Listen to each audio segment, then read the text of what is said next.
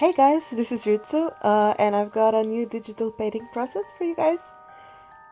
This one basically started out as a quick tribute to a series I watched recently called Stranger Things, but I actually ended up spending a lot more time painting it in detail than I thought I would, which is, I guess, kind of cool. If you haven't heard of Stranger Things before, it's a new Netflix show with a bit of supernatural mystery thing going on. And it's insanely addicting. It seriously pulls you in with its 8 episodes. I binged it in one night, so I definitely recommend it.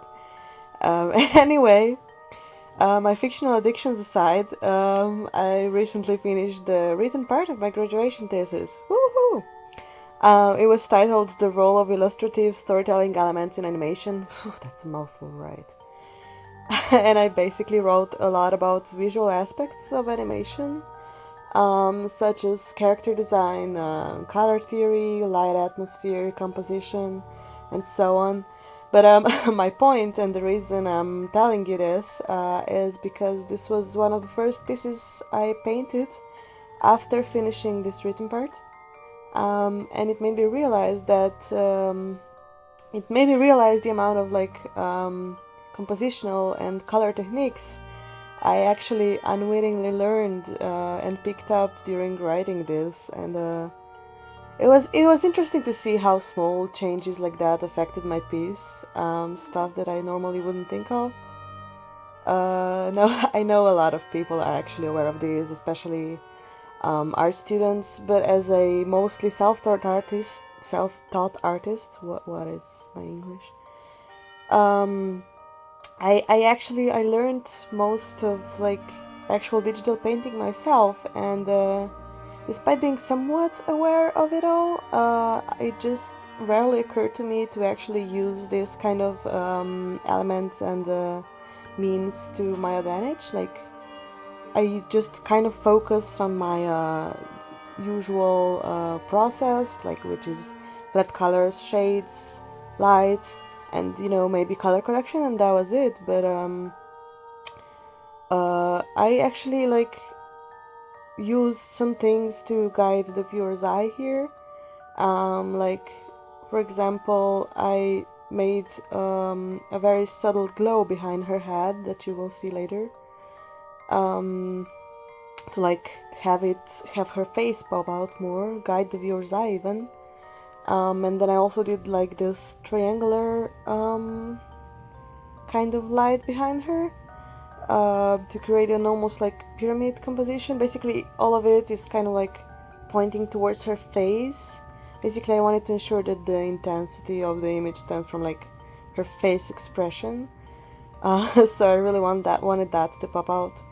So yeah, it's just little things like that. And for example, I also used the lights coming from below to create a more spooky atmosphere. And yeah, the way I wrote about things, it definitely helped to be more familiar with how light and atmosphere works, and this is why I was able to actually utilize that, and I'm pretty happy about that. And I don't know, it was just a fantastic learning experience, is what I'm saying. I know I sound so surprised, that's what the thesis is supposed to do, right? But the amount of rushing I had to do on my thesis, I'm just really happy I took something from it regardless, okay? Anyway, yeah, as you can see, I'm starting to get to the lighting and shading part here. I'm basically just using very standard colors at this point. Just lighting up the piece, trying to figure out a way to light it from below. I think I still have some practice left to do for that, to make it more believable, because I think some of the shading is not placed as well as I would have liked it to. But I think all in all it turned out pretty well.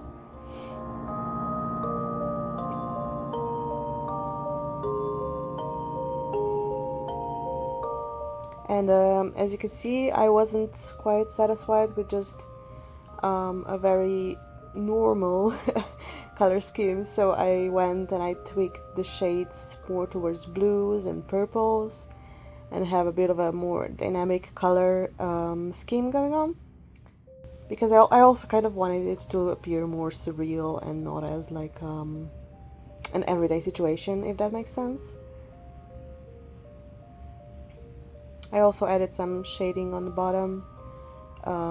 Again, trying to pull all the contrast out in her face and hide it a bit more, or well, lessen the contrast on the lower parts of her body to have her face pop out. And yeah, then I basically just played out with values some more. And then I basically merged stuff together and started the overpainting and put in the cast shadows and blended in the line art. Although I didn't want to blend the line art everywhere, I did still want to keep it like stylized enough, so I just decided to keep the lines at some places to imply that.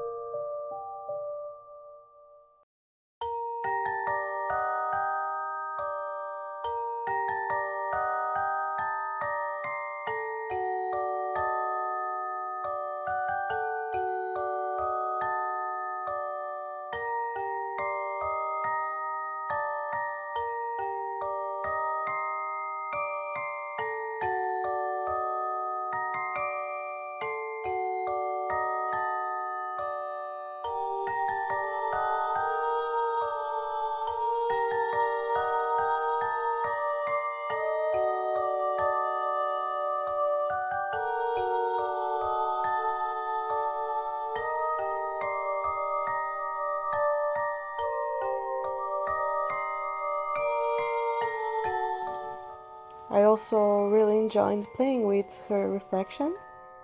What I did was basically distort the shapes by color picking and dragging them out in horizontal lines to have the kind of water effect going on and the ripples. And then I added a slight glow to it all to have like a more reflective feel. And yeah, I think that was actually, the reflection was a really simple thing to do, a lot simpler than I thought it would be. So yeah, if you ever need to do a reflection, this is a very simple way to do it. And then I just painted some more of the background, added some more slight glow to her, and there's the glow behind her head that I mentioned before, and the triangular lights coming up. I think that's basically all I wanted to say. At this point I just kind of like finished up, blended some stuff, made sure that the rough areas are only where I wanted them to be and not elsewhere. I added some slight texturing, so it wasn't like too smooth and too polished, because I felt like it needed to retain some of the roughness. And yeah, I think that's basically it. Thanks for watching, you guys. I've gone on long enough.